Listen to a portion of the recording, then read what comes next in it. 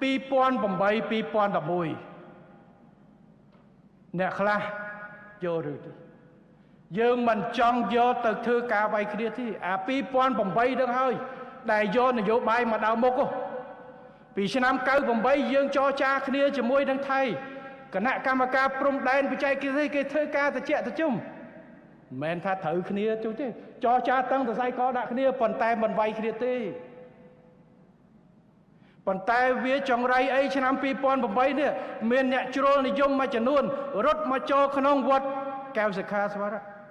បែរជូនតបចូលឡើងវាយគ្នា3ឆ្នាំស្លាប់ប្រមាណរបួសប្រមាណធ្វើឲ្យយើងខាតបង់ប្រមាណតំណែងតំណងរបស់កម្ពុជាខ្មែរកម្ពុជាជាមួយថៃប្រជាជនមើលមុខគ្នាមិនត្រូវចឹងខ្ញុំសូមចាំប្រវត្តិសាស្ត្រថ្មីនេះបើមិនចាំប្រវត្តិសាស្ត្រចាស់2008ទៅតែ10ឆ្នាំជាងមុនទេដោយសារយកនយោបាយមកលូកលាន់នឹងហើយបានយើងវាយគ្នាប្រាវនោះឥឡូវសូមកុំឲ្យអ្នកជាតិនិយមមួយចំនួនយកនយោបាយមកដឹកមុខដើម្បីឲ្យមានរឿងបញ្ហាទៀតហើយកុំធ្វើថាអ្នកស្នេហាជាតិនោះនាំតែហ៊ានឲ្យវាយគ្នាស្លាប់នាំឲ្យប្រទេសមើលមុខគ្នាមិនត្រង់មិនមែនស្នេហាជាតិទេ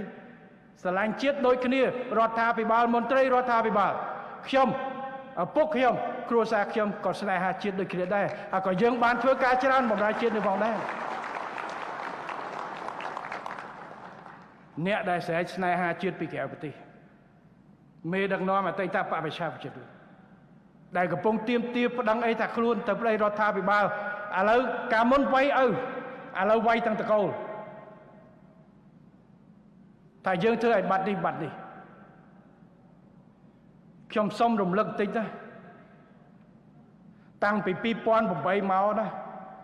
ពេលដែលមានសភាពការរឿងព្រំដែនមុខអស់លោកដែលថាស្នេហាជាតិមិនដែលមានមុខទេ